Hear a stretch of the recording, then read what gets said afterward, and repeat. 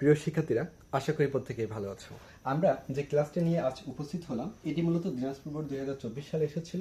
তো এটা মূলত আমাদের উদ্দীপক। তো উদ্দীপক থেকে আমাদের খ দাগের প্রশ্নটা বললো কি যে এই পক্ষ সমান এই পক্ষ প্রমাণ করে দেখাও। তো আমরা প্রথমে কি করব, গিভেন অথবা দেওয়া আছে লিখে সুন্দর করে মানগুলো তুলব।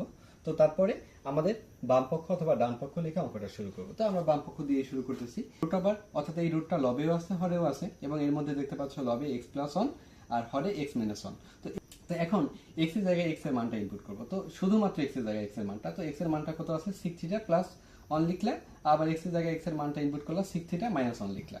তো পরবর্তী লাইনটা আমরা যদি একটু লক্ষ্য করি, দেখো এখানে যেহেতু sec θ - 1 আছে, তো এর সাথে যদি আমরা sec θ + 1 আনি, তাহলে কিন্তু এটাকে a ধরলে আর এটাকে যদি আমরা b ধরি, তাহলে a + b * a - b এই সূত্রটা ইউজ করতে পারবো। তো তাই আমরা করলাম, দেখো sec θ - 1 এখানে লিখলাম sec θ + 1।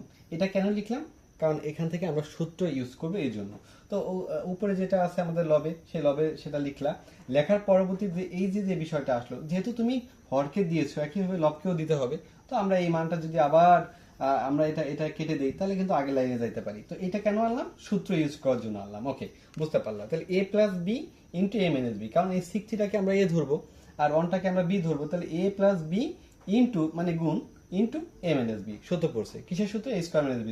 একে a হচ্ছে sec, তাহলে sec স্কয়ার দিলে b হচ্ছে 1, অনের উপর স্কয়ার দিলেও যা, না দিলেও তাই। আবার দেখো উপরে sec θ + 1 ইন্টু sec θ + 1। তো যেমন আমরা a গুণন a সমান a স্কয়ার লিখতে পারি, তো sec θ + 1 ইন্টু sec θ + 1 এটাকে গুণ আকারে, যেহেতু এটার উপর আমরা স্কয়ার দিতে পারি। ওকে, এখন আমরা পরবর্তীতে কি লিখতে পারি? তো পরবর্তীতে লিখতে পারি কি, এই যেটা আছে উপরে দেখো লবে যেটা আছে আমরা লিখে রাখলাম। দেন এই যে sec স্কয়ার মান, এটা কিন্তু একটা সূত্র আছে। সূত্রটা কি? tan square theta. ওকে, এখন লক্ষ্য করো এই যে রুটটা দেখতে পাচ্ছ, এই রুটটা কিন্তু লবেও আছে হরেও আছে। তো আমরা রুট স্কয়ারে কেটে দিতে পারি। কেন? কারণ রুটের মান হচ্ছে হাফ। তো স্কয়ারটা কেন রুট স্কয়ারে কেন কেটে দেয়? যেমন দেখো এখানে tan স্কয়ার উপরে আমাদের ধরো রুট আছে। হ্যাঁ, তো পরবর্তী লাইনে দেখো তো আমরা এইভাবে লিখতে পারি কিনা, এই যে স্কয়ার থাকা রুটের মানটা হচ্ছে হাফ।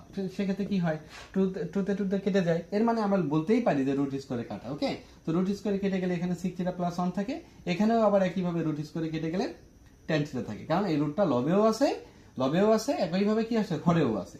দেন লবেরটা কাটলা, দেন পরবর্তীতে হরেরটাও কাটলা। তো এখন দেখো উপরে দুইটা পদ, নিচে একটা পদ, এরকম থাকলে আমরা কি করব? তো sec θ / tan θ এরকম ভেঙে লিখতে পারি, প্লাস উপরে 1 নিচে হচ্ছে আমাদের কি tan θ।